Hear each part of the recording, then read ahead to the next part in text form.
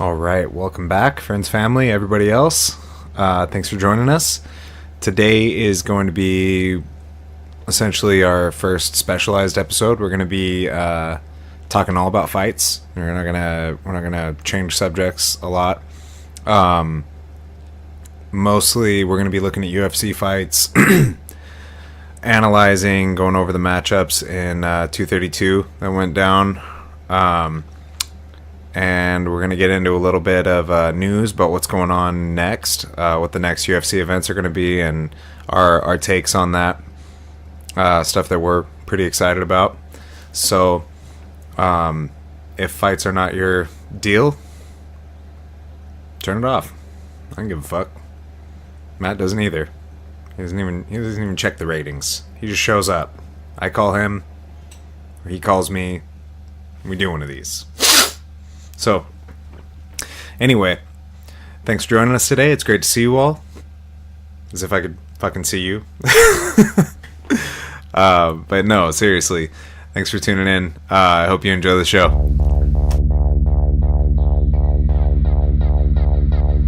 You shut up. Mikasa é sua casa. Welcome, Shifu. Let the party begin! Your ears you keep, and I'll tell you why. What you just said is one of the most insanely idiotic things I have ever heard. At no point in your rambling, incoherent response were you even close to anything that could be considered a rational thought. Everyone in this room is now dumber for having listened to it. Yeah, well, that's just like your opinion, man. Take this quarter. Go downtown and have a rat gnaw that thing off your face. Good day to you, man. I broke my back. Let's fucking go. You know, I don't want to sound like a queer or nothing, but I'm really gonna miss you guys when the show's over. Yeah. All right. Well, welcome everyone to today's fight talk episode. What are you drinking there, Matt? It's a protein drink. Gross. It's called Isopure. Oh, I remember those.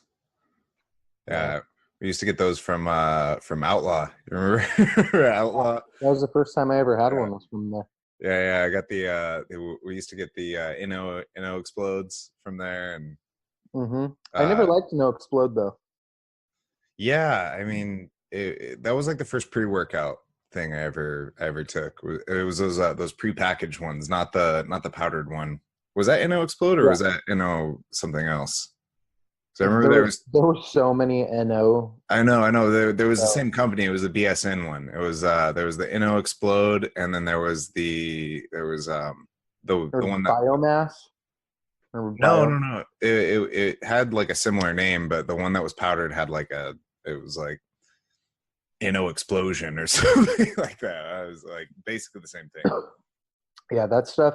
I never liked any of the caffeine heavy pre-workouts. They got me they took me over the edge to the point where like I didn't even want to work out.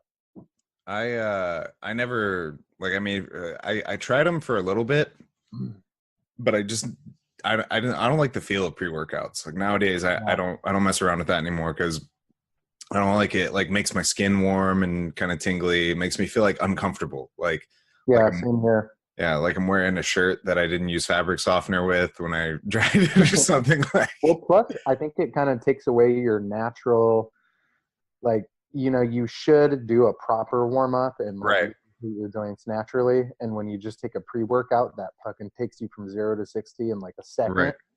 That's probably not good in itself. Yeah, the only pre-workout that I fuck around with is coffee. There you go. It's terrible pre-workout. I feel that when I go on my runs, I'll be like out running. I feel like the coffee in my chest. I'm like, this is coffee. that acid. I remember one time we were training in San Ynez, and it was the same day that I think it was the same day that we went to do that seminar with Wanderlei Silva. And I was super hungover, and you literally had to come and get me out of bed. And like, which is crazy. That just shows you what a different mind state I was in back then. Oh, dude. Now, if I was going to do a seminar with Wanderlei Silva, I would be like ready to go, like way before. You know, you wouldn't even have to wake me up. But back then, I was too hungover. I wouldn't have went. If you hadn't come and got me out of bed. And it was free. It was free. It was free to go to a training session with Wanderlei Silva. We were just like, I remember, but that was pretty standard for that time period, though. Oh, for sure. For training, it was like almost every day I was going scooping you out of bed. But well, and so what it ties back into though was, so I had coffee that morning, and then we went to go train after the seminar, and I remember I just fucking vomited this acid fucking coffee all over the place, and I never drank coffee again after that. I've never been a coffee drinker. I always drink tea. But I've always been a coffee drinker, and I probably always will be. You know, never say never or anything, but coffee is like my first love. I wish I liked coffee, because I really enjoy the smell of coffee. Mm-hmm. I love the ambiance of a nice coffee shop. Right. You know, I love everything that goes with coffee. I've just never been a huge fan of the taste itself. Sure. But you at least get to go in and have a tea, and you could still enjoy the smell and the atmosphere of a coffee shop. But anyway, we've been going off on supplements and caffeinated drinks for the opening 10 minutes of this, but let's get to it. So we just had UFC 232. Mm-hmm. And, the conclusion. Well, I mean, I'm calling it the conclusion of the Gustafsson-Jones rivalry, because it kind of just got it got an exclamation point put on it at the end. Yeah. I felt like so my take on the fight was before the fight, just like watching the weigh-in interaction and everything, like I got a genuine impression that unlike a lot of people, Gustafsson was legitimately not scared of Jones. And I like that. I like that going into the fight. He had this really good energy about him. He was just like, oh, yeah, come on, bro. Let's do this. But in the fight, what really seemed to break him more than anything was just the fact that Jones was just so effectively staying out of his range. He wasn't able to do anything. And by like the later half of the second round, where he actually started to find his range and get inside, he was already too damaged. Like his legs were too beat up, and he couldn't keep the power.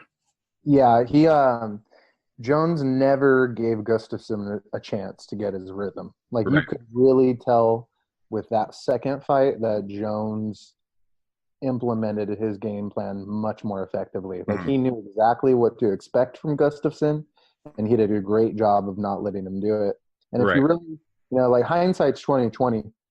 But if you really look back on it in retrospect, when you watch that first fight, I think a big element of why Gustafsson was able to do what he did was the element of surprise. Mm-hmm. Nobody really knew a ton about Gustafsson going into that fight. And Jones supposedly was undertrained, and he wasn't taking it seriously. And, I would also say, like, going along with that element of surprise thing, I think one of the big surprises in that fight was Gustafsson's ability to defend and utilize the takedown. Like nobody's been able to do that with Jones, and no one's been able to do that since with him either. I would still argue that even in going into the even in the second fight, even though Jones landed that deep takedown at the end and ground and pounded and well, his legs were gone by the time he exactly that was like the big thing. But prior to that, he defended like 2 or 3 takedowns solidly. Solidly. For a guy without a wrestling background, Gustafsson has like some of the best wrestling. I would compare it. This might sound far-fetched, but I would even compare it to like GSP level for a guy who didn't wrestle prior. Right, exactly. He competed with Cormier in grappling. He competed with Jones in grappling.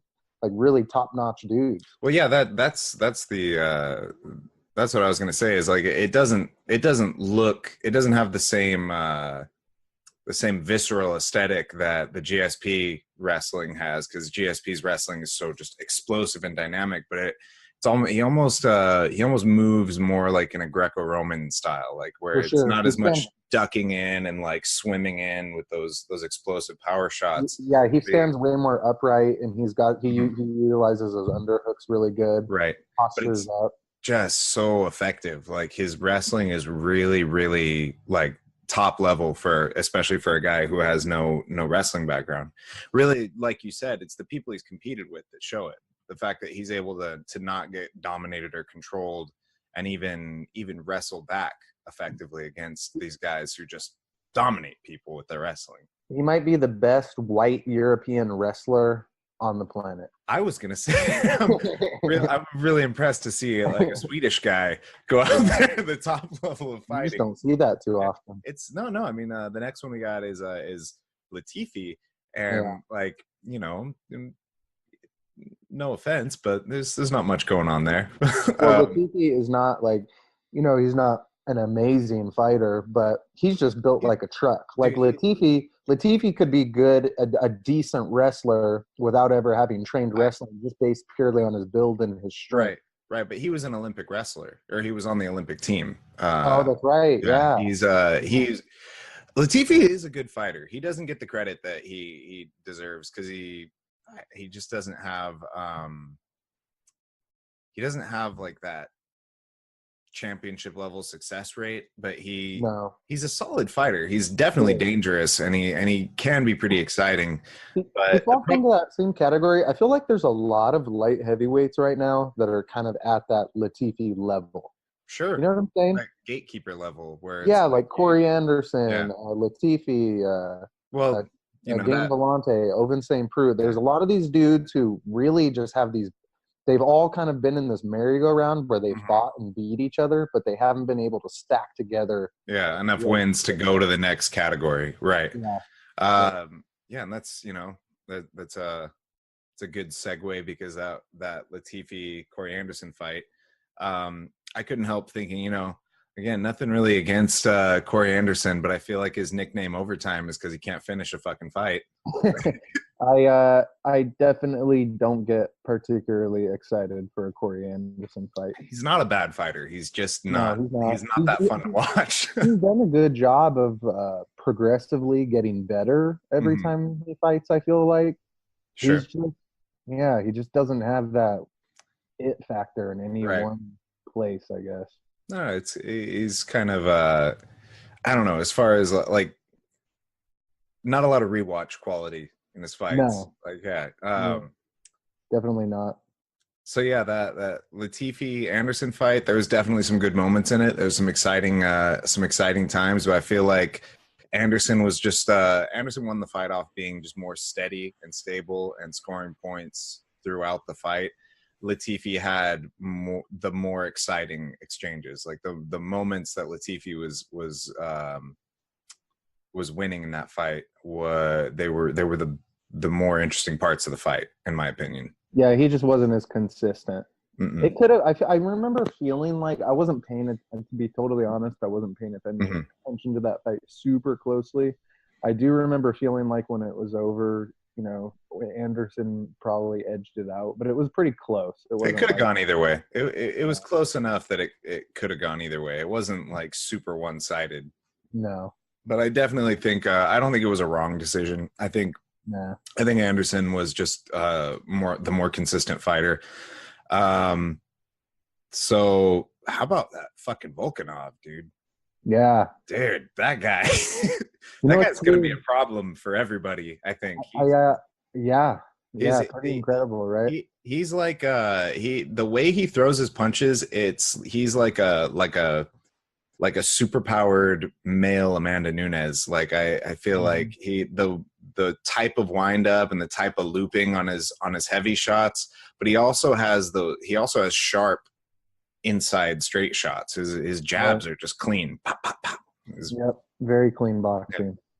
That was a really interesting fight.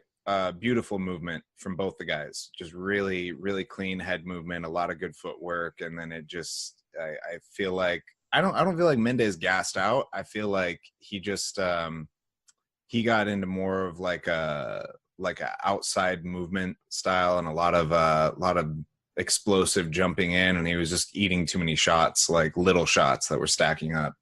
I feel like Mendez is probably too. They said that he was planning on retiring after that fight, regardless of the outcome. Really? Oh. Yeah, and he did officially retire after the fight. Okay. But with Mendez, even though Look, Mendez, he's in kind of a tough spot because he's one of those guys. He's kind of like a kind of in the same position that like a Kenny Florian or like a one of these guys who's really really top level, but probably it's going to be tough for them to make their way back to the title and be in that position again.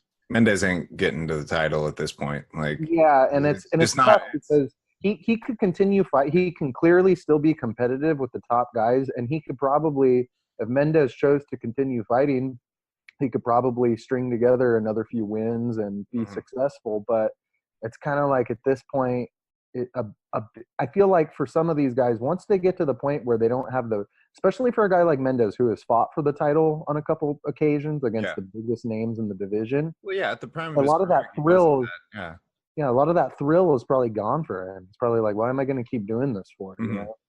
Yeah, why am I gonna do this at a lower level? Right, and he had big fights. You know, he had big paydays. He fought McGregor. He fought Aldo a couple times. Yeah, he's probably financially pretty well off, and he could probably do other stuff if he wants to. So, well, he's definitely he's left his mark on the sport for sure. He's maybe not he's not like one of the best of all time or anything, but he's definitely one of those names people are going to remember for a long time after his career is over.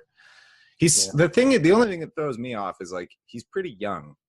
Like he's I'm going to look him. He's 33. Yeah, like that's 33 is it is. You still got years of prime years ahead of you. I agree, but to counter that, he has been in some fucking war. Yeah, he fucking has. Well, I mean, but he looked fresh in this fight. I didn't think he looked like he did look good, and he had he got that suspension, so he had like 2 years off before this fight. Towards the end of the fight, when he before it got turned around on him, he had Volkanov like out, man. Like he had him almost dropped. He was like pounding him on the ground. Like he was just as close to winning that fight as it was to him losing it. That was a back and forth. That was a very entertaining fight. It was a really good matchup, really close matchup. I guess you could say the difference, like you can see that lack of motivation you were talking about, because where he got finished and he kind of just crumpled down, that wasn't so much extremely more devastating than what he had done to Volkanov already. So right. Volkanov, but Volkanov came back, right? And Mendez was out. So you can kind of see that, like that may have just been the difference there. That motivation to really win and keep going and keep building. Right. What I want to talk about is Amanda Nunes and Chris Cyborg. For me, that was the fight of the night. I was actually more excited for that fight going into this than I was Jones versus Gustafsson. Legitimately. I was excited to see what happened, and especially we talked about this fight before. We've talked about this fight not even knowing necessarily it was going to happen. Yeah. Amanda Nunes, that is my official new favorite lesbian. She just Now wait a minute. She's a killer, man. Because I can't remember correctly if I said this on the podcast or not. But if I didn't say it on the podcast, I know for sure I've said this in private to people.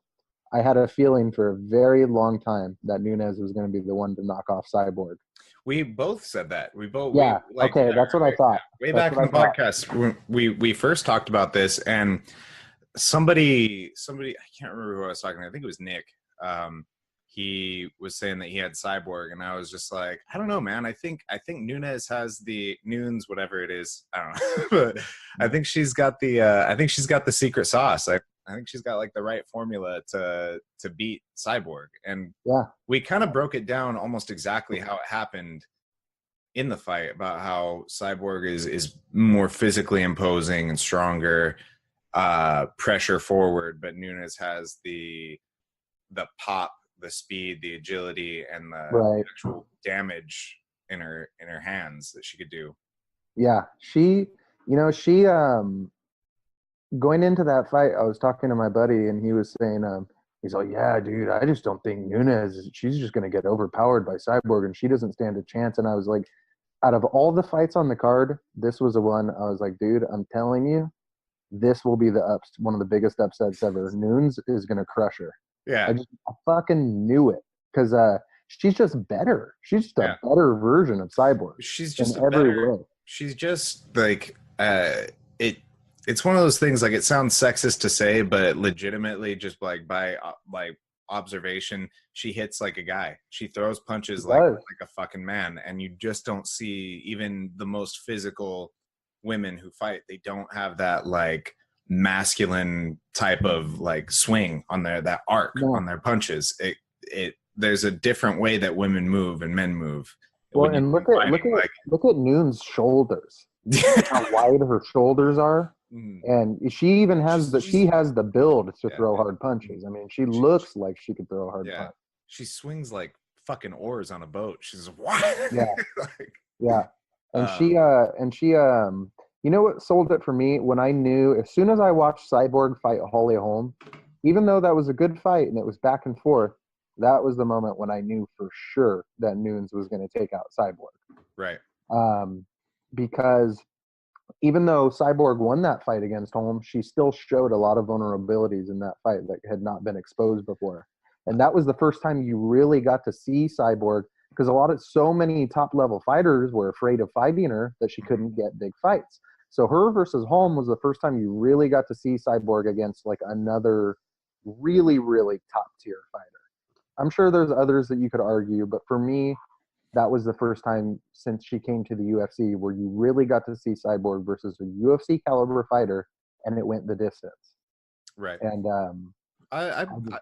as long as I've seen Cyborg fight, even from her early career to right now, and she's improved so much, but I've always just kind of seen vulnerabilities. Like I've always felt like she had holes in her game. She was just too overwhelming with her strengths for anybody to really capitalize on those. Like even Gina Carano, when she fought her way back in the day, Gina Carano was tagging her up and landing on her. She just wasn't able to physically. She couldn't come. Yeah, she wasn't able to make that count for anything because this gorilla just grabbed her and smashed her at the end of it. You know, right? So that was a great fight. Really, really exciting, and also. I actually, more than anything, I was surprised with Cyborg starting off the fight with those jabs, those 1-2s that she was landing and pushing Nunes back with. Mm-hmm. She was actually looking like the more efficient striker for the start, but Nunes was just too devastating with the power in her hands. In the end, like it almost like was a role reversal for Cyborg. She was overwhelmed with the power somebody else had. For sure, and you could tell that was obviously a big shock to her. Sure, yeah, having that happen. Really, really gracious in defeat, though. She seemed like she was really, really cool about that. For sure, dude. Could you not tell Dana White? He was like about to cry, dude. He was. No. But I'm telling you, he was happy. That's what I mean. Like, he was so fucking tears of joy. Yeah, he was so happy. He was Cyborg her contract was coming up, and she was publicly talking about how that was probably going to be her last fight with UFC. So Dana White was probably like, yes. And as soon as he started asking him about an immediate rematch and all this, I don't know about that. You know, I don't think so. He does not want to give her a chance to get that one back. So no, it's all good. We're set here. No, yeah, he was standing behind her. I was like, everyone's crying. Nunes is crying. Dana White's behind her crying. I think Joe Rogan's going to go up there and start crying. Well, it's like, fuck, though. It's about time. Like, hopefully this gives the UFC the incentive to finally, like, try to push this chick, you know, because it's like the UFC has an archetype that they like to push, you know. Mm-hmm. They like the classic kind of blonde-haired, blue-eyed looking type, it seems like. Because if all their biggest stars, McGregor, Rousey, they tried to do it with Northcutt, but that didn't pan out. It's a very, I think you're stepping into some dangerous waters here with these Aryan accusations. It's true. It's fucking true. Oh man. You know what? To be fair though, they tried to give John Jones a monster push, and he's just such a fuck up that he couldn't fucking keep it together long enough for them to push him. And who knows? Like Jones, all right. to get back to Jones, Sure. he Let's might get back to be Jones. who I can't remember who it was. I think it was Brendan Schaub who the other day I was listening to him, and he said he was like, John Jones is a sociopath. I was like, he might be. I mean, is there anybody more like John Jones is so inherently dislikable. He's very hard to like. I don't know what it is. I don't like him either, and I've tried to be subjective about it. Objective about it, but there's something about him I just don't fucking like. As a fighter, Yeah. I love him. Probably, I would 100% agree. He's the best, most talented fighter ever, easily. But as soon as he opens his mouth, there's something that comes off as insincere, Right? cocky. Well, I've always said like since before he even had the title or anything, that he's fake humble. Like, yeah, he would talk and be like, "Oh, all glory to God," and blah blah and all this fucking shit, and it was like, it just wasn't like you said, it's insincere. There's something really just like I'm playing this out, you know. He seems like the type of dude who, when the camera is rolling, he'll say, "All glory be to God." But when he's at home, he's like watching videos of his fights, and his wife is in the background making dinner. He's like, "Hey, baby, look at this. Look at me beat this motherfucker's ass right here." And his wife is like, "John, leave me alone. Fuck." Yeah. That did not sound like John Jones right there. You're just, hey, baby, look. I made him sound like Marvin Gaye. Hey, baby. Watch me beat this ass. No, Marvin Gaye. He was like Barry White. Barry White. Yeah. Hey, baby. If John Jones would be far more likable if he had the voice of Barry White. That'd be pretty cool. He's all skinny like he is, but he just sounds like Barry White. Yeah. Yeah, no. I'm like, meanwhile, you know, all glory be to God. Meanwhile, he's like popping dick pills and doing blow off hookers. The other day I saw a list where they tallied all the things that he's gotten in trouble for. It was like 6 pages long. No, but there was like, I think there was somewhere in the neighborhood of like 10 incidents where, you know, he got in trouble for shit. I think I'm of the opinion that Jones has for certain damaged his reputation beyond the point of repair. I do believe that. I would like him more if he just like embraced the fact that he's a lunatic. If he went out there and he was just like, after this fight, I'm going to be doing a bunch of cocaine at the club. No, yeah, I would like it. I agree. I would like it if he went full lunatic. Yeah. But he has gone semi-lunatic because he did flat out say the reason why Brendan Schaub called him a sociopath because Brendan Schaub was like, look, you beat this guy. You beat DC twice already. You've already beat Cormier twice. And on Twitter, John Jones told Cormier that he could slap his wife's ass and DC couldn't do anything about it. And it's like, what's next? Like, what are you going to say next? You're going to steal his children and become their daddy and do about it? Like, how far do you take There's nothing you can do about it. Make your children call me dad. Yeah, like, fuck, man. Oh, man. Yeah, so he's definitely a lunatic. Let me see. So I was looking up the fights that are coming up. One of the later ones. It's not the next event, but a couple from now. We got Ngannou in February. We got Ngannou versus Velasquez. Oh man. Yeah, I know, right? That's a fucking. Whew. Well, Velasquez hasn't fought in 2.5 years. No, and that is a dangerous. That's a dangerous welcome back, but yeah, it is. It's dangerous both ways because one could argue that obviously the Stipe fight and Ngannou's weakness is wrestling, and he had some troubles with that. And there's you're not going to find a better heavyweight wrestler than Velasquez, right? And a sharper boxer. Like, we're not talking about like a guy who hits as hard as Ngannou. We're talking about a guy who's going to be inside of Ngannou's shots. Technically a good boxer. He's going to be faster than him. On the flip side, when I think of this fight, I do have flashbacks to Velasquez versus JD. First time, where he just hit him with a baseball bat and knocked his head through his ass. Like, and if you think of Velasquez versus Fabricio Verdum in Mexico, where Verdum pieced him up when Velasquez gassed out. You remember that one? It was like probably about three. It was the second to last one. This was This was prior to Velasquez fighting Travis Brown. Right. Yeah, his last one was Brown. His I last don't one. think I saw that one. That You know was what? I just looked at my laptop screen, my little information set here, and yeah, I got that. It literally, the only thing on the screen, it just says Fabricio Verdum versus Cain Velasquez, UFC 188.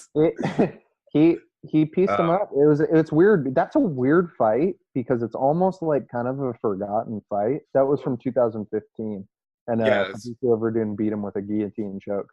But before beating him with the guillotine choke, But before the guillotine choke, Fabricio Verdum was teeing off on him, and Velasquez gassed. That was when they were in altitude in Mexico City.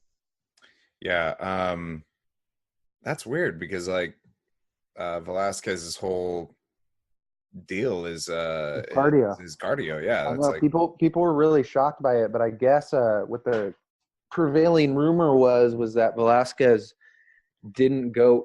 Fabricio Verdun did a long training camp in Mexico City and prepared there, and Velasquez did not. Okay. Just to put this into perspective for people that aren't aware, altitude will fuck you up. Here's an example. When we went to Mammoth, Lake Mammoth last week, and I have this little workout routine that I do, and I did it while I was there. And typically, when I do this workout routine, it'll take me somewhere in the neighborhood of 25 to 26 minutes. This was my first time working out in altitude. It took me 15 minutes longer. 15? Like that's 15 minutes longer. Yeah. That's significant. I mean, if you're in a fight, that's fucking, and it wasn't like a psychological thing. I mean, that's a whole fight. Yeah. I mean, and it wasn't a psychological thing. I just could not catch a breath in between sets of each movement. It was noticeably different. Well, I mean, it's pretty obvious, like just the simple facts about training at altitude is just the air is thinner. There's less oxygen to saturate. Right. There's no two ways about that. Yeah. Well, and I think a lot of people though, when you get a lot of the what do you call it? A lot of the people who watch these fights from home, they're like, oh man, he could just push a little harder and he could break through. And it's like, no, when that shit hits you, there is just limits that your body has, and if you're not prepared for those, you're not gonna perform well. Well, yeah, I mean, along that line, it's like, yeah, it's really easy to look at things and, like you said, be like, oh, why doesn't he just push him off, push a little harder? It's like, right, there's two people who both have human physical bodies that are pushing against each other, and one doesn't have more tools than the other necessarily. One person's stopping you from doing that thing that you're trying to do. I feel like that's a really simple physical equation that evades people who've never fought or wrestled or anything before. Yeah, they don't realize that there's going to be another person who doesn't want you to do what you want to do. Yeah, exactly. let's put that in kindergarten terms. That guy doesn't want you to do that. But I want to do it. Well, he doesn't want you to, honey. You can't do it. Yeah. So what else do we have coming up? What other fights? Oh, man. A lot. Barrow's coming back. He's fighting Luke Sanders. I don't really know Luke Sanders, but it's nice to see Barrow coming back. There's like 20 fights on that card. Is that the ESPN card? That is no. That's the one that Velasquez and Ngannou. Oh, okay. That might be Felder's coming back on that one too. I like Felder. Just a quick note about Barrow. I think we've talked about this before. I despise Renan Barrow. I will never root for him. Yeah, we have.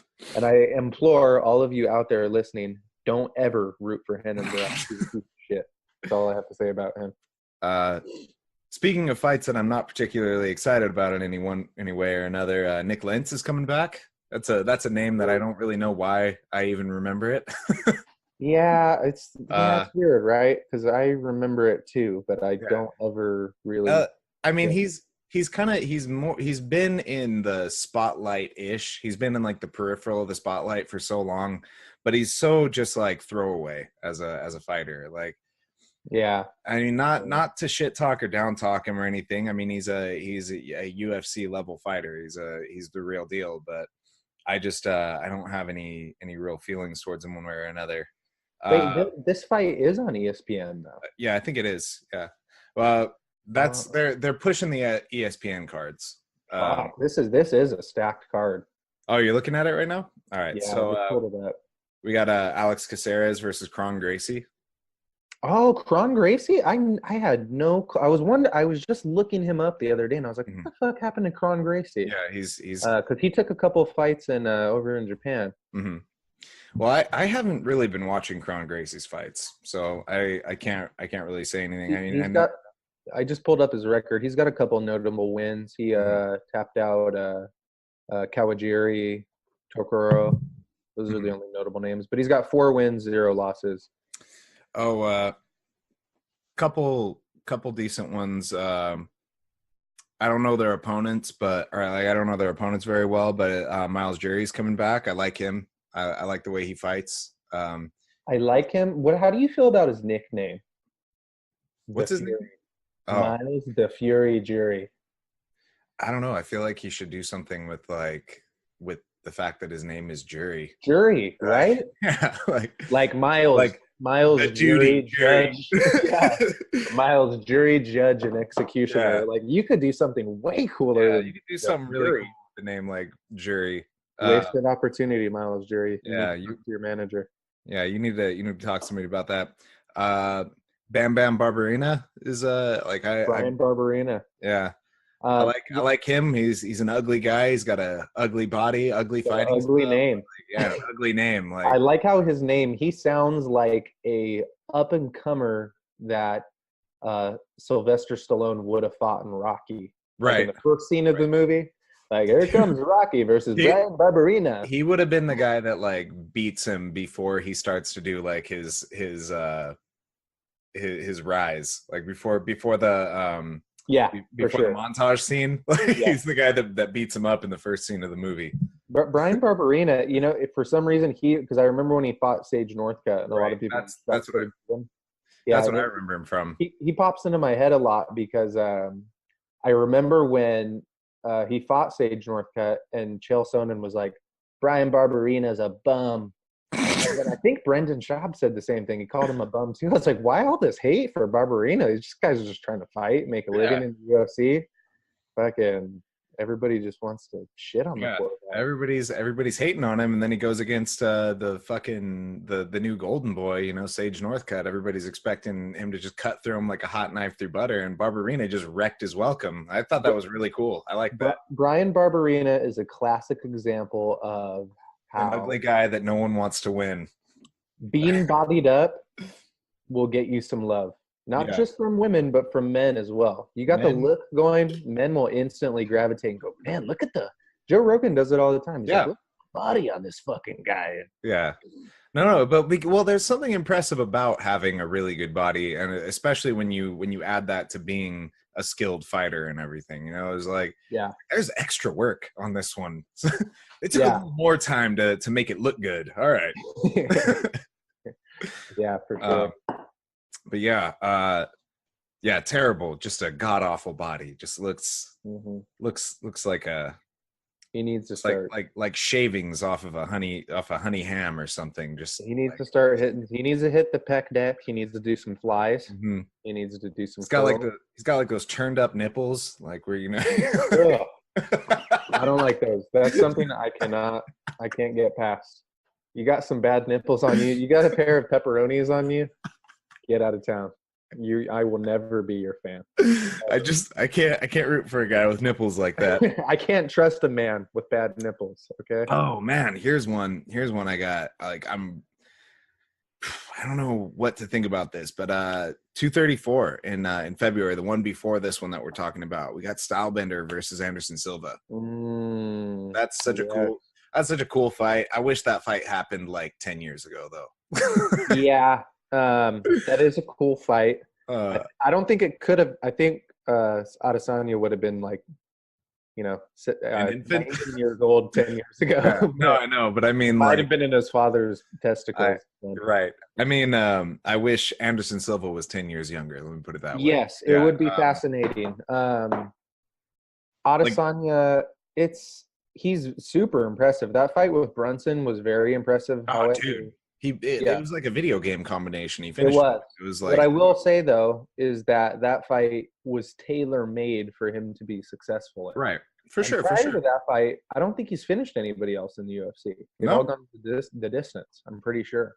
He's just an exciting striker. He is exciting. I Don't get me wrong. I'm not trying to shit on him. I really like him. He's probably like one of my favorite fighters in the middleweight division right now. I'm trying to think of what I can compare him to. Like the way my expectations for him. It reminds me of what was that one guy in K1 back in the day. The really skinny guy who would do like the flying knees all the time, the tall black guy. I remember he fought Bob Sapp one time. Ernesto Hoost? Not Ernesto Hoost. No. I feel like there was a lot of guys that fit that description. I know it's kind of a vague description. I'm trying to remember his name, but he would do like, I just can't. He had like kind of a weird name, but he would do like a lot of flying knees, a lot of like spinning stuff, a lot of like really flashy moves, and he was very exciting to watch. But he also wasn't like the most stable fighter. He wasn't like, Right. He didn't have that toughness or griminess to him that like a lot of the old vets had, and that's what he would get beat on a lot. But when his highlights looked like, oh, this guy's unstoppable, but then when you'd see him in the actual fights, he would get over pressured and overwhelmed a lot. I can't fucking remember his goddamn name though, for the life of me. You want to hear something that'll blow your mind? In 2017, not that long ago, Israel Adesanya fought Melvin Gillard. Oh, really? Yeah, isn't that fucking out there? I saw that fight too. Gillard actually didn't do as bad as you'd think. Gillard took him down in the first round, I think. Mhm. And then Adesanya just beat the shit out of him and TKO'd Right. him. Fair enough.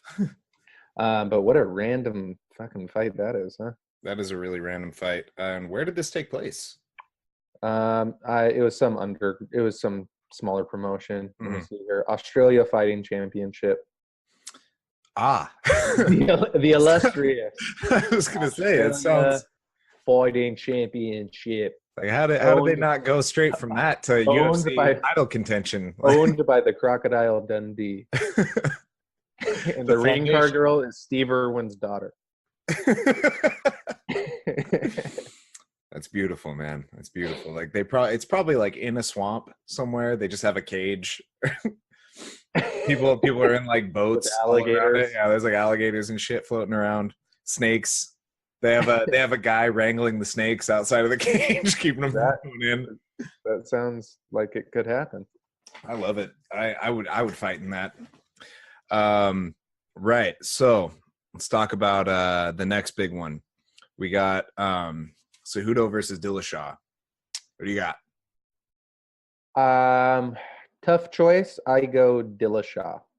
And not only do I go Dillashaw, I very rarely have favorites that I pick. I really, really hope Dillashaw wins. Okay. Care to elaborate? I'm not a huge Cejudo fan. I can appreciate a Henry Cejudo, obviously, like a former Olympian and whatnot. But I just like TJ Dillashaw's fighting style.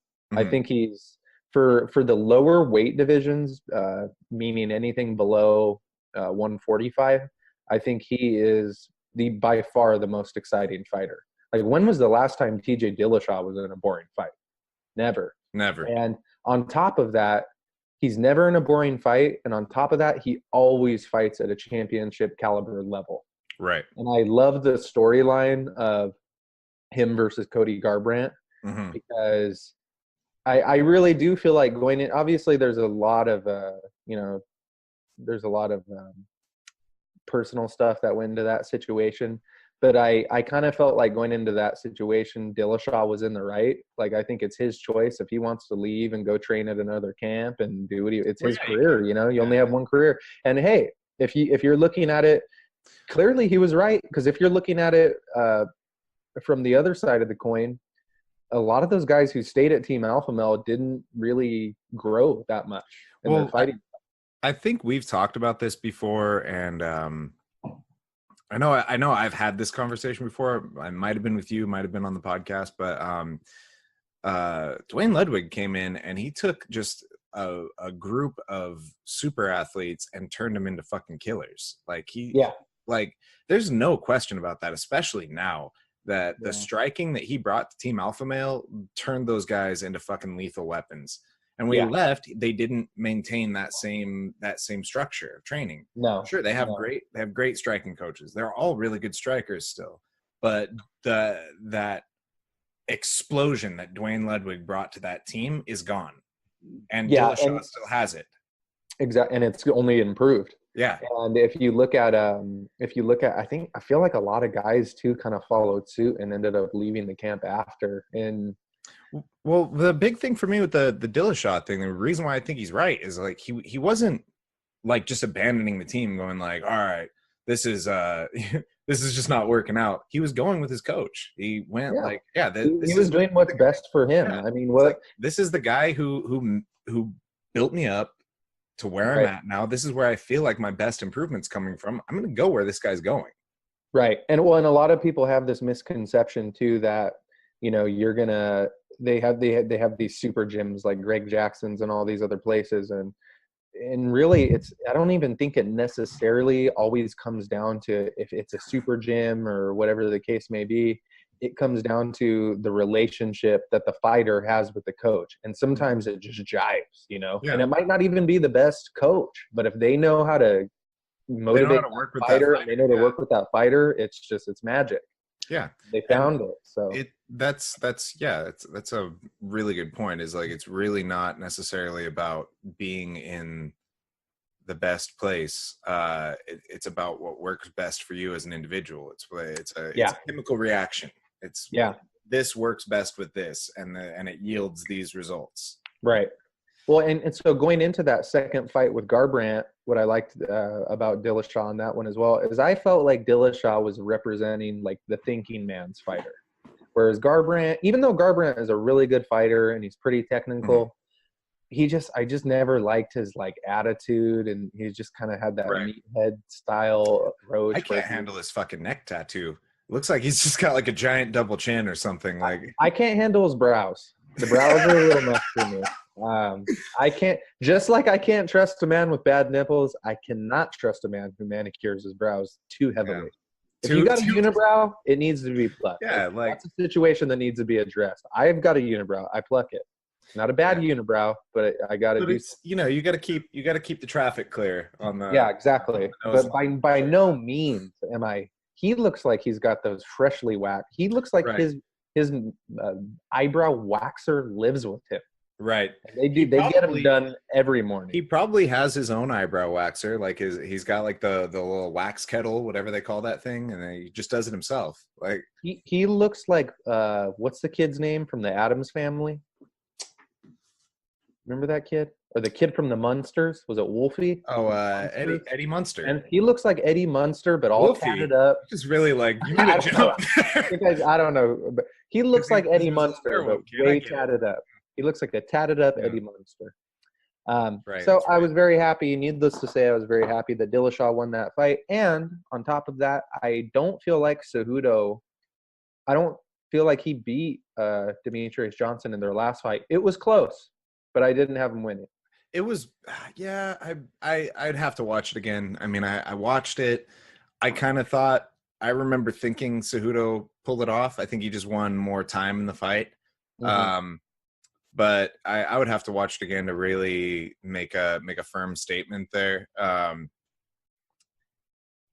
But I definitely didn't think he like dominated him or anything. Definitely not enough to warrant UFC releasing Mighty Mouse. Yeah, but you know what? But look what we got out of it. Now you get Ben Askren.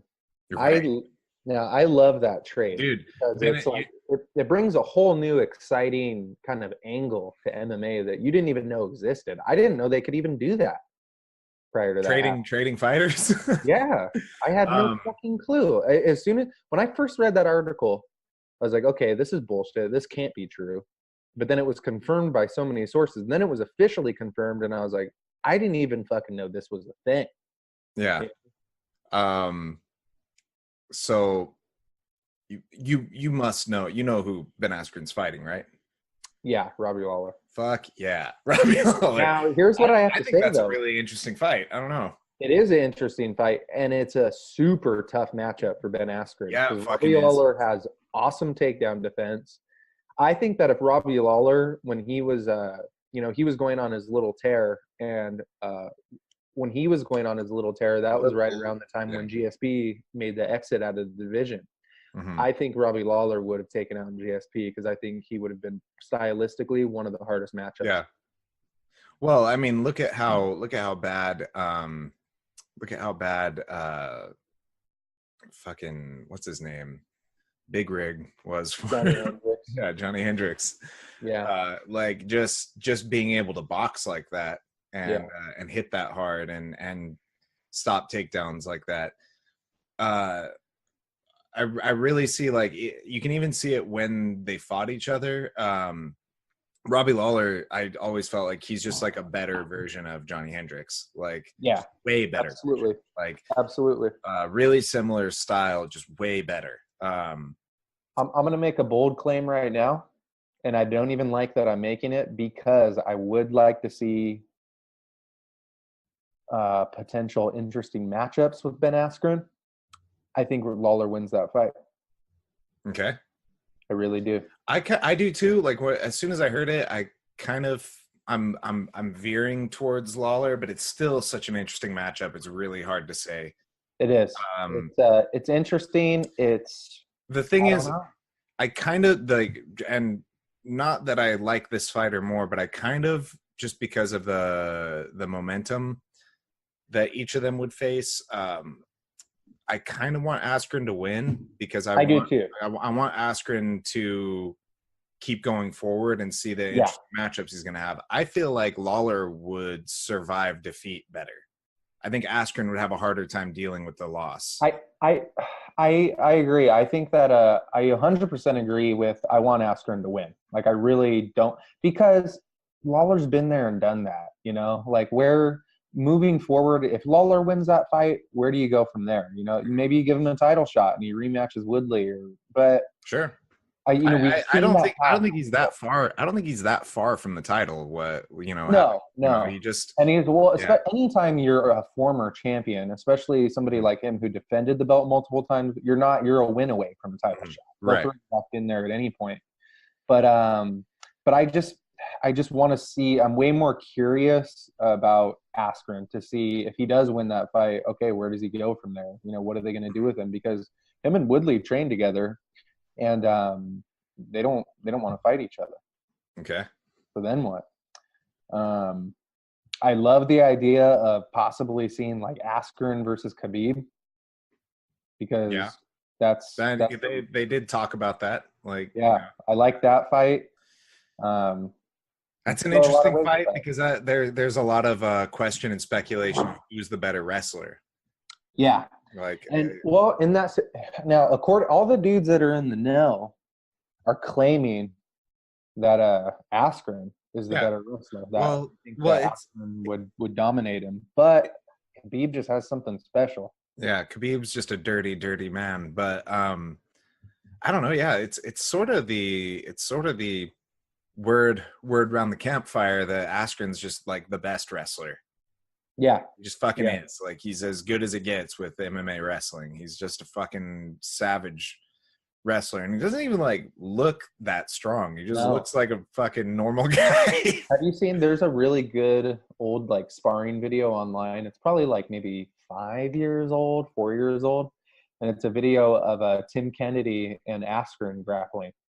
It's really good. I never saw it. No, it's good. It's back and forth, but it just goes. But because Tim Kennedy is such a fucking animal, like literally like a human primate. Yeah, he's such a weird guy. Super cool. Right. It was super weird. But it's super competitive. But it's interesting to see because Askren is just like this awkwardly built, like not physically. Askren's the type of guy, if you saw him out, you'd be like, I could probably kick that guy's ass. I don't think, he doesn't look like anything. Yeah. But and Kennedy looks like a genetic freak. and they're grappling in this video, and it's just and he's so much bigger than Askren. I was gonna say Askren's what, like 100 pounds smaller than Tin Candy? No, I but know. I'm exaggerating. He's like way smaller though. what do you think about? We were talking about Woodley for a second, and they're talking about putting together Woodley versus Usman. How do you feel about that? Woodley, now Usman is claiming that he's signed the contract already. Woodley doesn't want to sign.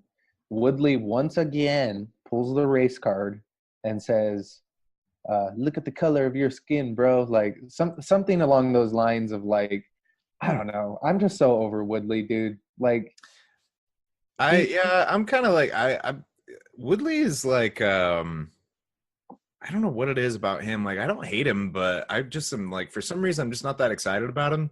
When Lawler was champion, I was super excited about all the fights. I was super excited about all the title fights.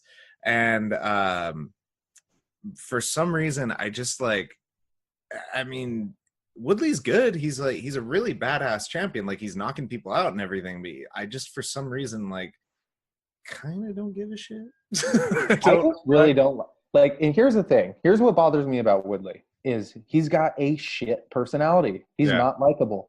All he does is complain nonstop.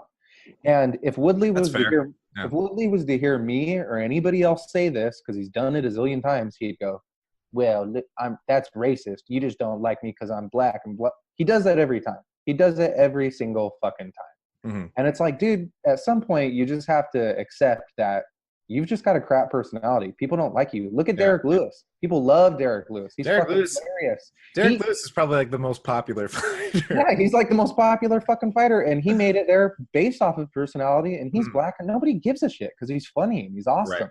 There's plenty of fighters. You just have a shit personality. People don't like complainers. There have been successful and popular black fighters since the beginning of this sport. Like, and most of them. Like all the most beloved fighters. All my favorite. That's why it was so weird whenever I hear the race card thrown around in this sport. It's like, how about the disadvantages that white people have in this sport? White genetics. Yeah, seriously. I can't get over that. I think it's fair to say fighting is the one sport where race doesn't apply at all. That's the one sport where color really doesn't matter. Right. You know? Yeah, I mean, well, fighting is this really interesting sport that the physics of it are unlike any other sport out there, where it's so dynamic in the way that it's applied that there's almost no such thing as a disadvantage. Like, there's an advantage and disadvantage to basically everything. There's an advantage and a disadvantage to being fat. There's an advantage and disadvantage to being tall. There's an advantage and disadvantage to being short. There's like that guy who has that college wrestler from I think he was from like Nebraska or something, who has no arms and legs. Oh, I saw that. Yeah, like that guy. It's pretty obvious that he has a disadvantage not having any arms or legs. But then you like talk to the people who wrestled him and fought him, and they're like, well, it's like he's like 3 weight classes above us because he doesn't have that extra weight, so he's strong as fucking hell. Right. But it's like, you know, there's some give and take to everything, no matter how obvious an advantage seems, you know. So that's why us white people have a chance. That guy sounds like he would be an amazing striker. He should make a transition into MMA. And he did MMA. Like, what? Yeah, that's what you're telling me. A dude with no arms and legs did MMA. Yeah, I guess, you know, that he couldn't get head kicked because he was always on all fours. But man, yeah, that's something else. Yeah, no, it was definitely, and that was another thing, is like that was something that that complicated things. Is like, it's really hard to actually hit him because there's no, like, you can't kick him in the head ever, you can't knee him ever. There's like all these weapons are gone because of, you know, so that's like the really interesting. It's kind of like Nick Newell when he would use that. He tapped a lot of dudes with that heel hook and stuff, and they would the guy with one hand. Yeah, and they would say that he was able to get a different grip because he could grab his elbow, and he'd sock people up with that forearm bone too. Yeah. Like, that was like a big thing with him, is a lot of people would say that was like an advantage in striking because he didn't have a fist or a hand. It was just like a solid bone that he was smashing into people. That little nub was an advantage until he fought Justin Gaethje, and it was no longer an advantage. And then that nub became a disadvantage. Yeah, it's kind of like one of those things where, you know, people just always want to, I don't know, over-examine it, and like, it's like, all right, the guy's got half of a fucking arm. There is no advantage to having half of an arm. I'm just saying, like, there is give and take, but yeah, like, I agree with you generally. Like that, yeah, when you're talking about things like, let me ask you something. If you're gonna go fight in the cage, would you rather have half of your arm or not? I think I'd prefer to have both my arms, if I'm being completely honest. There you go. There's the answer. Just because I don't think, you know, I mean, I would rather, once the fight is over, still have both hands. That is, yes. I don't think there's going back from the having half an arm. That's the problem. No. Yeah, no. My point generally is just that it's different body types provide different. Yeah, and they change matchups too. That's why in MMA you can't go off of. Generally, in boxing or in more one-dimensional combat sports like boxing, kickboxing, wrestling, it's easier to kind of predict certain things because you can say, you know, oh, well, this guy's tall, like a Deontay Wilder. You can say this guy's tall, so he's going to have. Now, Wilder doesn't throw a lot of jabs, but typically you would say, oh, he can use his reach and he can throw some jabs and be effective with that. In MMA, you can't really do that as much because there's just way more variables and just what you can't predict matchups because what works for against one dude in one fight could be the complete opposite in another fight, you know? And so there's, like you said, there's so many variables, like anything can fucking happen. It's like, oh yeah, this short guy has the advantage on the inside, so he comes in and he can land a lot of shots, but that tall guy might just elbow him in the fucking face or pull guard or something, you know? Yeah. It's like there's so much that can happen in any space. It just really depends on what you're good at and how you know how to use your weapons. That's one of the things I love so much about this sport is that there is no limit to who can beat who and how, because there's so many ways to win, and it's really about your own understanding of your body, your chemistry with yourself, and how to use your weapons, what you're good at. Right. Speaking of that fight, did you end up, it's been a long time since then, but did you watch the Deontay Wilder versus Tyson Fury fight? No, I still haven't, like, I haven't gotten around to it. I need to look it up. But it probably wouldn't be as impressive now that you know the outcome and everything, but watching it live, it was pretty goddamn shocking. Yeah, the knockdown at the end. Oh yeah. Or is like, did you see all the memes they did where they made him look like the Undertaker from WWE? No. Like when he sat up. It's literally what it was like. He was out. Yeah, I heard he was like feeling.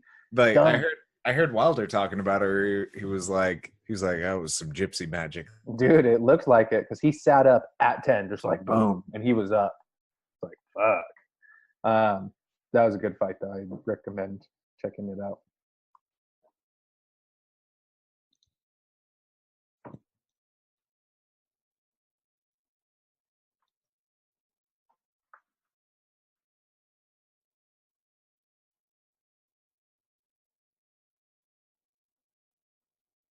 Can you still hear me? I lost my audio.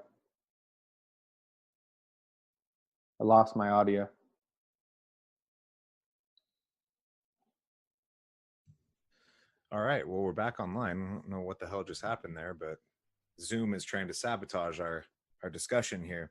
The MMA gods cursed us for talking in any way negatively about Brian Barberina. Well, we were defending Brian Barberina. We did make some off-color comments about his nipples. It's true. We'd like to apologize for. Yeah, Brian, if you're listening to this, which you're definitely not, I apologize for even acknowledging that. You may be. He doesn't have more important things to do. No. He's certainly not at the fucking gym. So, but I apologize for acknowledging that you even have nipples. That was none of my business. So where were we at? Do you remember what we were talking about when we got cut off? No. Good, perfect. I definitely don't. We were talking about some stuff involving advantages, disadvantages, racism. Oh yeah, advantages to different body types. Yeah. Um, Yeah. The fact that people pull the race card and something that is completely like non-race related in this sport. I remember when Anthony Johnson fought Kevin Burns way back in the day when he beat him. he got he got up and he was like in the first one. Yeah. He got up and he's like, "Oh yeah, y'all don't like that, do you? Huh? You don't like to see a brother up here winning." It's like, what? Where did that come from? Yeah, so where the hell did that come from? I like Anthony Johnson a lot. Like I do too. He's man. I every time that dude fought, I was stoked. Yeah, dude. Even before he even before he went up in weight and just embraced the fact that he's big and he hits like a fucking truck. He was still exciting when he was all like skinny, sucked up. Anthony Johnson. Yeah. He might I think if you really think about it, out of any light heavyweight, even though he's not currently competing, if he was, he might have the best chance of beating John Jones. Sure. Yeah. Because he's the only one with that fucking scary one punch knockout power. Well, he's the one who I think really fucked up Gustafsson because I like. Oh yeah. Because I thought Gustafsson after that John Jones fight, he was just like he just looked like, oh man, I'm on top of the world, ain't nobody gonna stop me. Then he fought Anthony Johnson, and he got his head knocked out his asshole, and like it was just ass up on the canvas. Like, yeah, I think he probably realized that was one of those fights where he was beaten so soundly and so dominantly that he was probably like, fuck, I can fight dude 10 times, I'm never gonna beat him. Yeah, he just got fucking smeared, but that's what Anthony Johnson does to people. Yeah, that's why it's all the more impressive that DC managed to beat him twice. Yeah. And then that first fight, he got fucking that punch that Johnson hit him with. Yeah, right in the beginning, he was like, it was such a powerful punch. It was so powerful that he made him like do a fucking cartwheel. Yeah, like just the force of the punch blew him back. Yeah, it was like the wind of the punch. It was like, yeah. Anthony Johnson, he's like a real life fucking Street Fighter character. Yeah, he's just tremendous. Like he, and that's a guy who he doesn't love fighting. No, that's the thing with him is like he fought because he was good at it. Like he talks about it openly. He's like, I don't fucking like doing this. I don't love this sport. And can you just imagine if like his heart was in it? If like I know, right? He had those gifts and if he like wanted to do it. Yeah. Well, speaking of guys who don't like fighting, what's going on with the Diaz brothers? I was gonna say Nick Diaz. Clearly do not like fighting. Yeah. No. They also have said that before. They're like, this isn't shit that we do, for fun. This is, but I was listening to Michael Bisping the other day, and he was talking about the Diaz brothers, and he said, I hope this isn't one of those situations where Nate Diaz wakes up one day and he's 40 and he's like, fuck, I wish I would have taken more fights. Right. Because the Diaz brothers are a lot of things, but I don't know them personally, but I would venture to guess that they're not particularly financially responsible. They don't seem that way. They could be. Maybe they have a really good accountant or something. Yeah, it's possible. I wouldn't venture to guess that they were financially responsible though. Yeah, and it would be really like a bummer because they're just missing out on some. One good point though is that outside of fighting Conor McGregor, Nate Diaz has never been in a big fight. Mm-hmm. He's never sold any pay-per-views without Conor. So I would be curious. I don't doubt that he could, but I would be curious to see how a returning Nate Diaz pay-per-view would do, how that would sell. Both the Diaz brothers are definitely some of my favorite fighters. Like they have just awesome, exciting fights. Their skill level is massive. It's just, yeah, I don't know about their promotional abilities. Like they don't play that game in that sense. Like Nick Diaz half the time doesn't even show up to the press conferences. Yeah, well, and that's part of it in an odd way, though. That's kind of part of their promotion. It's part of the mystique. Showing up to the promotion is a part of their promotion. But I am kind of on the other side, not on the other side of the fence. I agree with you that they are massively skilled, but the Diaz brothers, they're the type of fighters they're like their own thing. Like, I don't think either one of the Diaz brothers would ever be a champion in the UFC in their weight class. Right. But what I do think is that given the right matchup and the right scenario, they put on really exciting fights. The bottom line is they just don't do well against pressure fighters. Sure, because they're not super physical or athletic. I mean, they are extremely athletic in their own way, like endurance wise and output wise, but they're not super strong. They're not super explosive like a lot of the guys they compete with, but they also are so good in their own ways that they a lot of times shut those guys down. Yeah. I mean, I don't know. I don't want to speculate on what would happen here, but I would love to see a matured rematch between Lawler and Nick Diaz. How fucking cool would that be to see that again? That would be cool. That would be a fight that would make sense for Nick to come back to. Yeah. Speaking of the Diaz brothers, it makes me circle back to a guy we've talked about before, and we coined the term he's an upgraded Diaz brother, and we haven't had a chance to talk about it. That's what we were talking about before we cut out. Yeah, that's what we were talking about before we cut out. I was just saying, like, yeah, that was a couple weeks ago, but good God. Yeah. Man, Max Holloway, if you're not a fan of that guy, you suck. You should bow. You should not. And credit to Ortega, he made it a fight, man. Like he kept in there. He when he was broken and battered, he just was like, all right, fuck it, I'll swing back.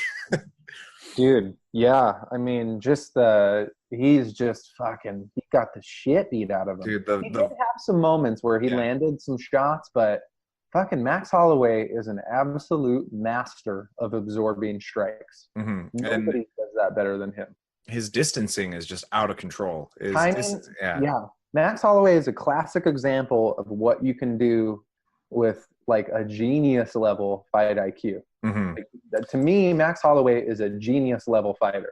Yeah, it is tremendous. Like the amount of output that he put on Ortega, like what did he hit him with? Like 600 strikes in the fight? Like crazy. And he's so comfortable. Yeah. He just knows the way he gauges distance and the way he could get just out of the way of your punch.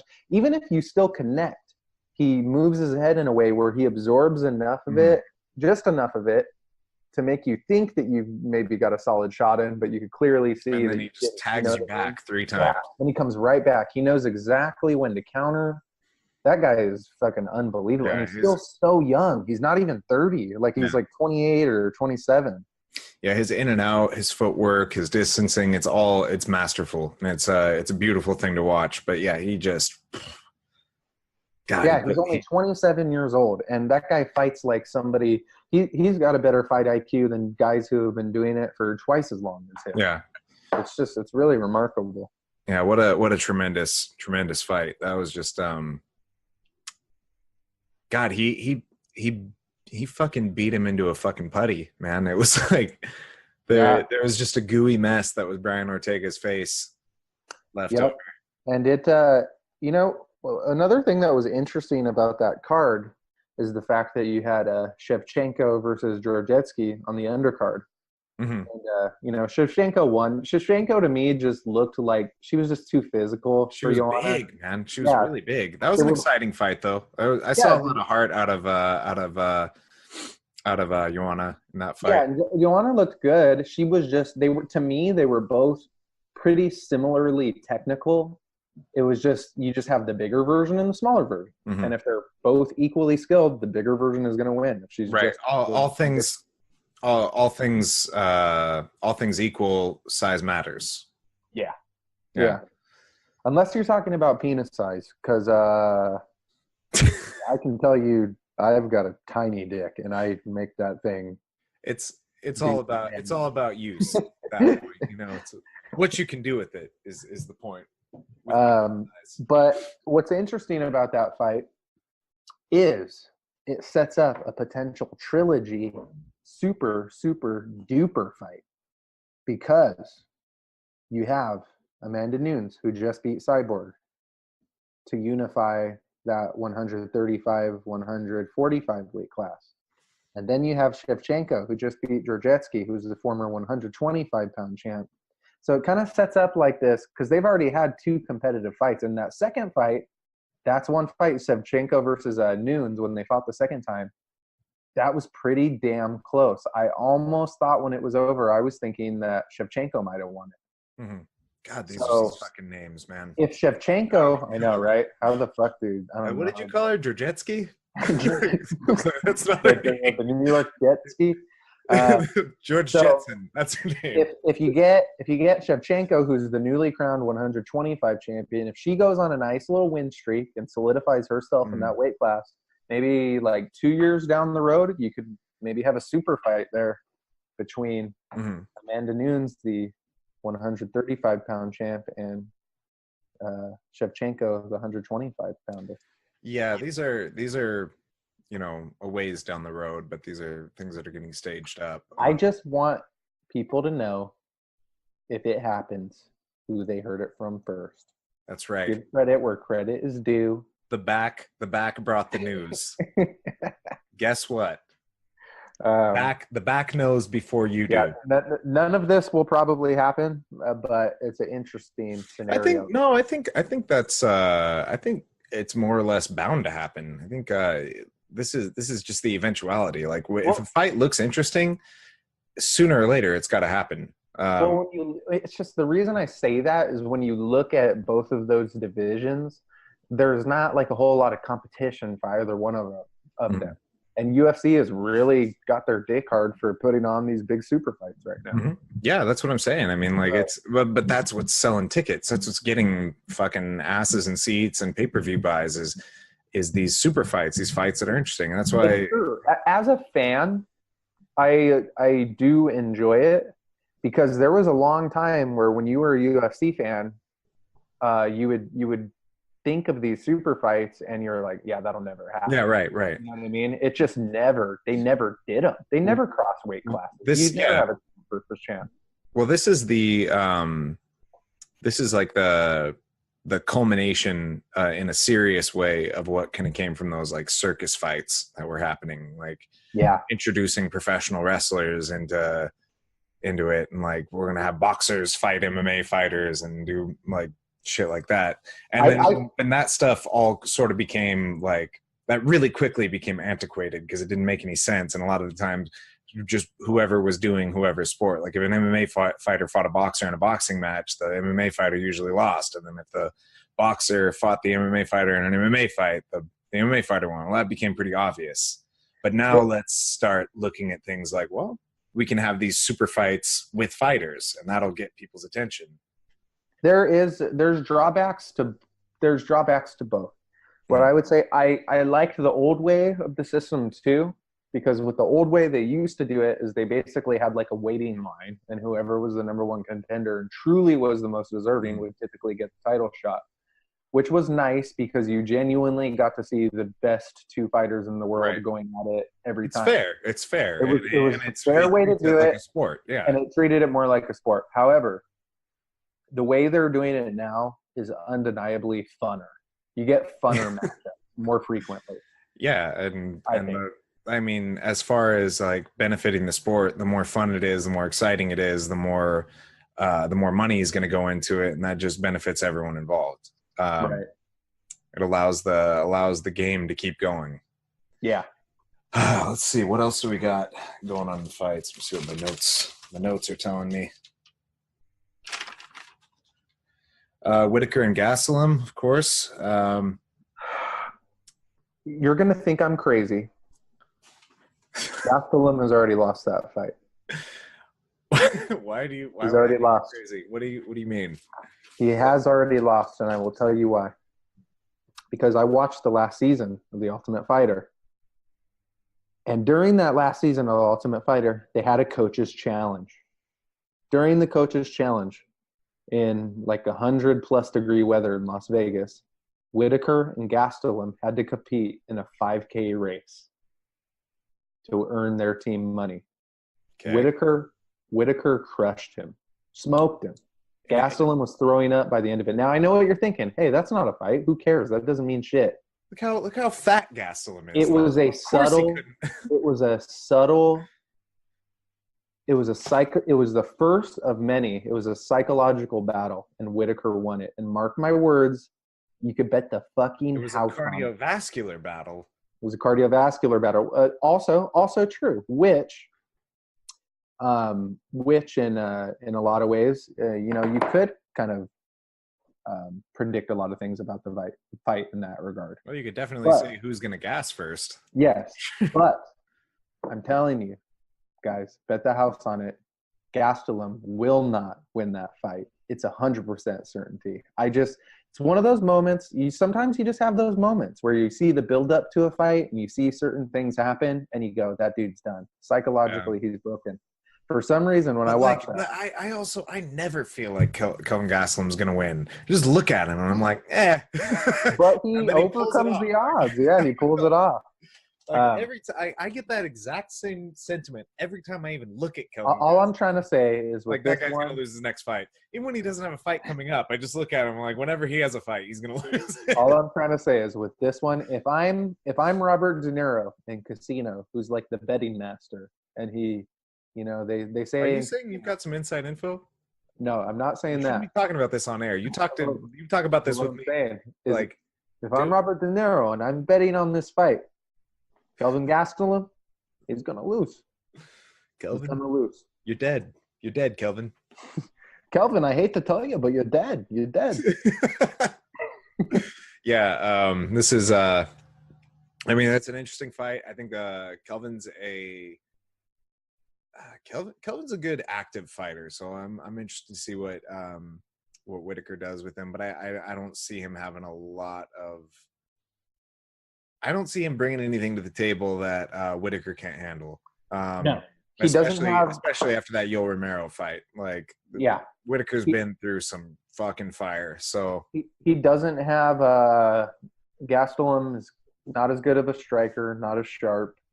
Kind of similar in some ways to Whitaker in the sense that they're both kind of move in and out, and they're pretty fast, and but Whitaker is just pretty much better all around, in my opinion. Pretty much everywhere. I'm curious to see what happens with Romero next. I haven't really heard. He was supposed to fight that dude we were talking about before, Paulo Costa, the eraser, the guy who looks like the Hulk. But that fight got canceled because one of them got injured. So I don't know if they're going to move forward with that and do that or not. But yeah, like I can't imagine Paulo Costa getting injured. Like, what would it be, like his second or third bicep tear? That's what I was gonna say. Like, how many layers of muscle do you have to get through on that guy to actually like damage something? He's got an impenetrable wall of muscle. He looks like he doesn't look like the Hulk. He looks like the Hulkbuster armor that he does. Like, yeah, he does. Well, in one fight that I had heard rumored for a while that I would fucking love to see is Paulo Costa versus Israel Adesanya. Dude, I don't think that's a good idea.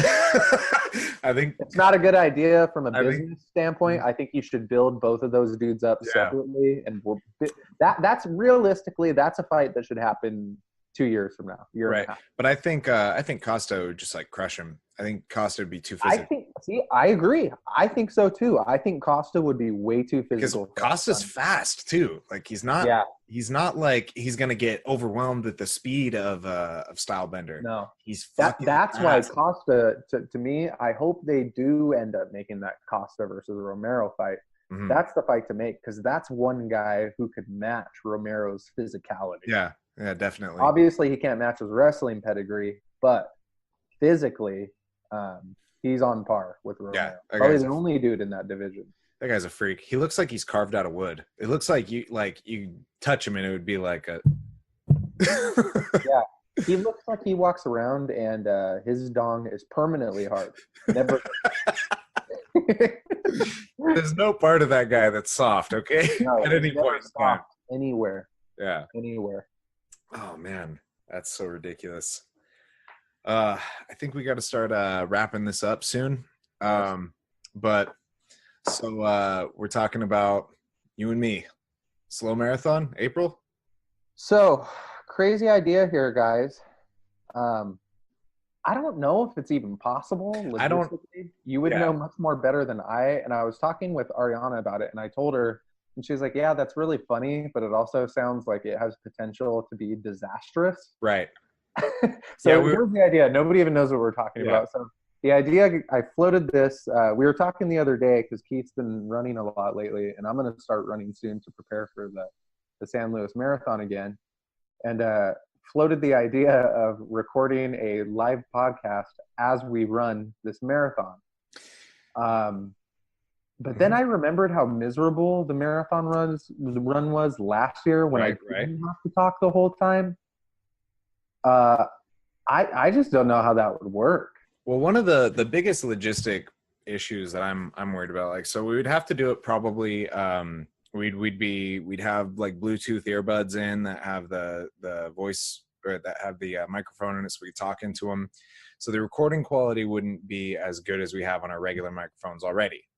Mhm. Also, we would have the wind blowing while we're running. Yeah, so that was the thing I was there would thinking. be a lot of there would be a lot of wind feedback. So that would potentially, we'd be talking the whole time. You'd barely be able to hear us. We'd be breathing heavy the whole time. So there's a lot of logistic issues that we have to work through, and also keeping up conversation while we're running a fucking marathon would be pretty tremendous. The idea, I feel like, is uncharted territory. It could be really cool.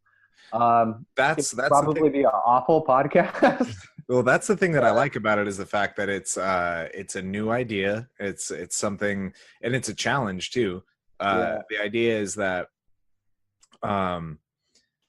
you and I would have to prepare so well for this marathon that when we actually get into it, we would be in good enough shape not only to do a marathon, but to spend that, however many hours that we're doing that for, talking and conversing. I think what would happen is we would probably have to talk in shifts. Sure. Like, you would just go on a stream of consciousness for 20 minutes, then it's my turn, then it's your turn. Well, we can talk about it. We can plan it out. We can do little training runs too. We do shorter training runs, and call each other and try to communicate while we're doing it. Yeah, that might not be a bad idea. So we have a couple months to get ready, for sure.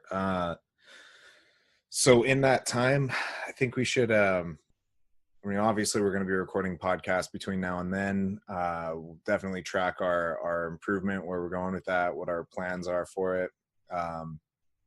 If we actually intend to go forward or not, that'll evolve as time goes on.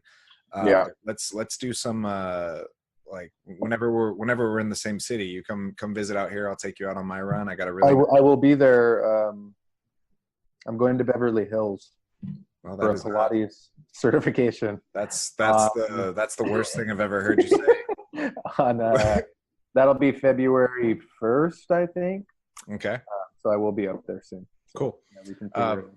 Yeah, well, when you're in the area, I'll take you out. I got a good 9 mile even track.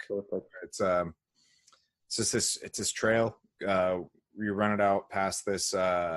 It's 4.5 miles in to get to this waterfall. That's the marker. Okay. And 4.5 miles back, it's a straight 9 miles. So perfect. See where we're at with that. See how we do talking, trying to keep the energy up.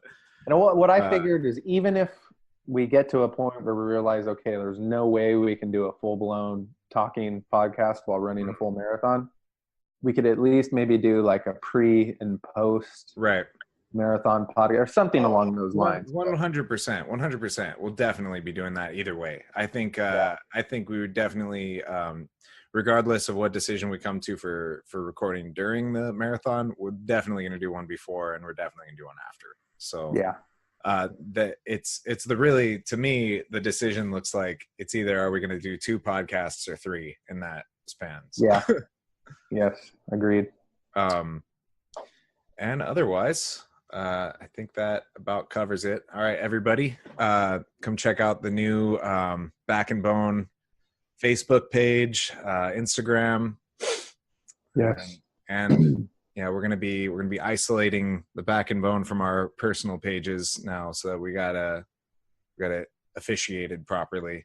And we will, moving forward, we will be doing shows specific for MMA and entertainment and whatever else. So for those of you guys out there who are a little, you'll know what you're getting going into it, basically. So, shorter sessions too. So you're not going into a 3-hour podcast or 3 or 4 hour podcast. It's just all over the place. It's really more content specific.